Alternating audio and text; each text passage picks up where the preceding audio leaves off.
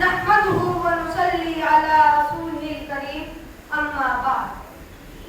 محترم صدر ذیشان، معزز اہل میزان اور سامعین اعزاز، السلام علیکم ورحمۃ اللہ وبرکاتہ.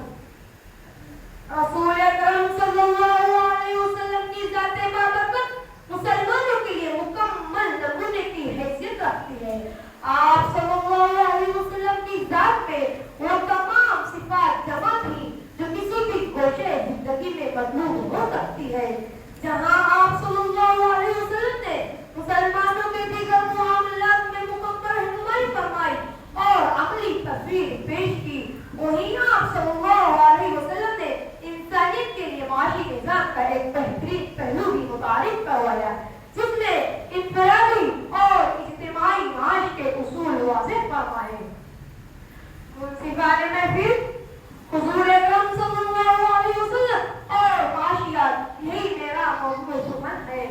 حاضرین باتمکین، رحمت دو عالم صلی اللہ علیہ وسلم کی بعثت اس زمانے میں ہوئی کہ جب جاہلیت کی طبقاتی تقسیم نے معاشی جد و جہد کو بے حد متعصب کیا ہوا تھا.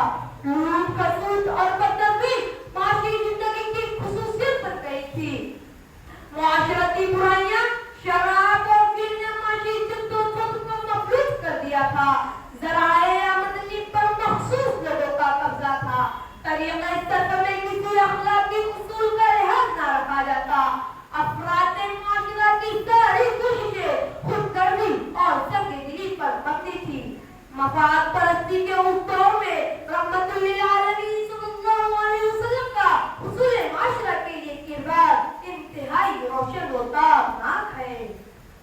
ارباب نقد و نظر، اس کائنات میں آنے والے ہر انسان کو اپنی سانسیں بحال کرنے کے لیے کم از کم کسی بھی ظاہری معاش کا سہارا لینا پڑا ہے. رحمت دو عالم صلی اللہ علیہ وسلم، جنہیں اللہ رب العزت نے انسانیت کے لیے رہبر کامل بنا کر بھیجا تھا، آپ نے بھی خود اپنے ہاتھوں سے رزق حلال حاصل کر کے انسانیت کو سبق دیا کہ کوئی انسان چاہے کتنا ہی عظیم مرتبہ کیوں نہ ہو، اسے اپنے معاش کے لیے خود کفیل ہونا چاہیے. یہی وجہ ہے کہ رحمت للعالمین صلی اللہ علیہ وسلم کبھی دائی حلیمہ کی بکریاں چلاتے نظر آتے ہیں، کبھی اپنے چچا ابو طالب کے ساتھ بغرض تجارت ملک شام کے اسفار پر رواں دواں ہے، کبھی حضرت خدیجہ کبریٰ رضی اللہ عنہا کا ماں بطور مزاربت لے کر ملک شام رفتے سفر باندھ رہے ہیں، تو کبھی چند قیرات کے عوض اہل مکہ کی بکریاں چلا رہے ہیں. ارباب نقد و نظر، یہ ایک کھلی حقیقت ہے کہ انسان معاش کے بغیر اچھی زندگی نہیں گزار سکتا. حضور اکرم صلی اللہ علیہ وسلم کی سیرت مبارکہ میں جہاں عبادات و معاملات سے متعلق فرامین و ارشادات موجود ہے، وہی معاشیات کی خوشبوؤں سے بھی سیرت رسول صلی اللہ علیہ وسلم معطر ہے. معاشیات کی اہمیت کا اندازہ لگائیے حاضرین. رسول اکرم صلی اللہ علیہ وسلم کا مبارک ارشاد ہے کہ کسب حلال فرائض کے بعد ایک فرض ہے. ذہن میں رکھیے وہ ارشاد رسول صلی اللہ علیہ وسلم کہ اللہ اس مسلمان سے محبت کرتا ہے جو محنت کر کے روزی کماتا ہے. مت بھولیے وہ فرمان رسول صلی اللہ علیہ وسلم کہ سچے اور ایماندار خالد قیامت کے روز انبیاء، صدیقین اور شہداء کے ساتھ ہوں گے. کیوں آپ کی زبان مبارک سے کلمات ادا ہوئے کہ ہو سکتا ہے فقر و فاقہ کفر سے قریب کر دینے والا ہو. کیوں آپ سے خطبے میں آپ صلی اللہ علیہ وسلم بھی فرمایا کرتے کہ اوپر والا ہاتھ نیچے والے ہاتھ سے بہتر ہے.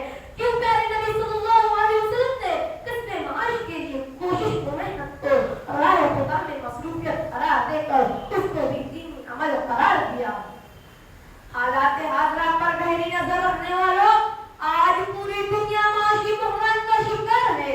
ملک کے رزق کے موجودہ معاشی و اقتصادی حالات دن بدن ابتر سے ابتر ہوتے جا رہے ہیں.